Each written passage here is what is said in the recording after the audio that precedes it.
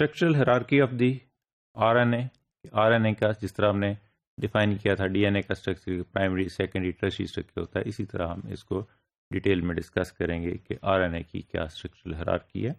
RNA has no simple structural hierarchy that serves as a reference point as does the double helix of the DNA.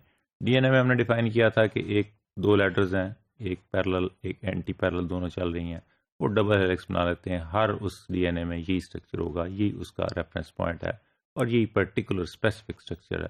लेकिन RNA different types के हैं, इसमें different guanine content है, different purine pyrimidine content है, इसलिए उस तरह का एक specific type of structure RNA में जो है वो नहीं प्रेजेंट होता।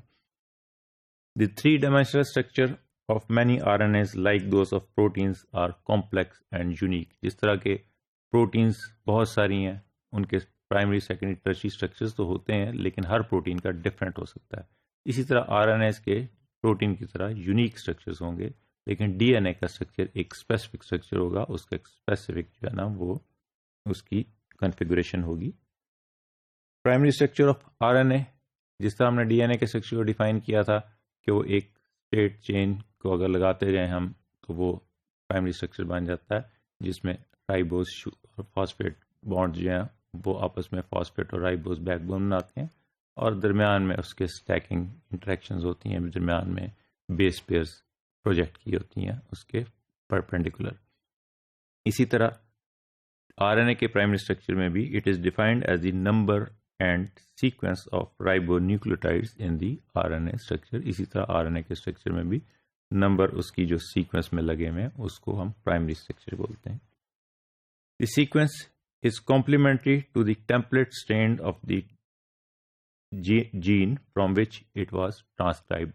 हमने डीएनए के स्ट्रक्चर में डिफाइन किया था एक टेम्पलेट स्ट्रैंड होती है, एक नॉन टेम्पलेट स्ट्रैंड होती है। तो टेम्पलेट स्ट्रैंड से के जीन से जो कॉम्प्लीमेंट्री स्ट्रक्चर जो ट्रांसक्राइब होकर आरएनए बन रहा है, तो ये सीक्वेंस एग्जैक्टली वही होता है जो डीएनए से ट्रांसक्राइब होता है, लेकिन इसमें थायमिन की जगह यूरासिल होता है, जिस तरह हमने डिफाइन किया। This is the diagram which represents the structure of the RNA.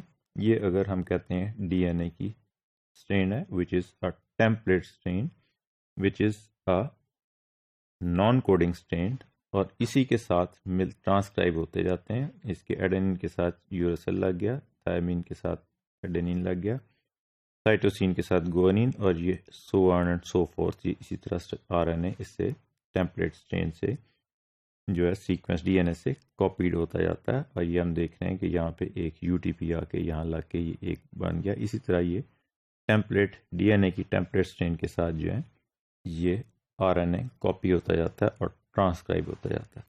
The ribonucleotides are held together by the 3' to 5' phosphodiester bonds. जिस तरह फॉस्फोडाइस्टर बॉन्ड्स हमने कहा था डीएनए में बनते हैं, इसी तरह यहाँ पे भी आरएनए भी राइबोन्यूक्लियोटाइड्स जो हैं वो 3' to 5' फॉस्फोडाइस्टर बॉन्ड से जुड़े होते हैं। The 3' hydroxyl group of one nucleotide is bound to the 5' phosphate group of the other nucleotide and form a linear strand। अब linear strand जब 3' to 5' जो है बन रहा है, एक 3' पे हाइड्रोक्सिल लगा हुआ है और 5' पे जो है ना फॉस्फेट ग्रुप लगा हुआ है, तो 3' to 5' जो लीनियर स्ट्रक्चर है इसको हम प्राइमरी स्ट्रक्चर बोलते हैं। This is the again the diagram which is similar to the that of the DNA, except के यहाँ पे थायमिन की जगह यूरासिल लगा हुआ है, साइटोसिन और गुआनिन उसी तरह है। और ये हमने कहा था कि 5' एंड पे एक फॉस्फेट खाली पड़ा होता है, जबकि 3' एंड पे हाइड्रोक्सिल ग्रुप जो है वो अटैच है। So this is the 5' to 3' structure of the RNA, which is similar to that of the DNA, except the base pair, which is uracil in case of RNA as compared to the DNA. The ribosyl moiety are attached to the nucleobases by N glycosidic bonds. के राइबोसाइल groups जो हैं, ribose sugar जो हैं वो attach होंगे nucleus basis के साथ N acetyl glycosidic bond. ये भी सिमिलर है जैसा कि डीएनए में होता है।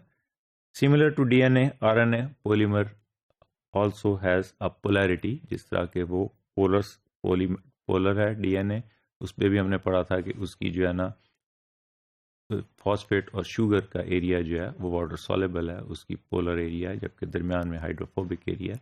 तो इसी तरह इसकी भी बेस स्टैकिंग इसी तरह दरमियान में जो एरिया है इंटीरियर ऑफ द मॉलिक्यूल वो हाइड्रोफोबिक होता है, जबकि बाहर वाली बैकबोन जो है वो it is having a polarity, और ये similar polarity, almost similar polarity होती है डीएनए की आरएनए की, एज जिस तरह की डीएनए की है। तो this is the main features of the primary structure of the RNA.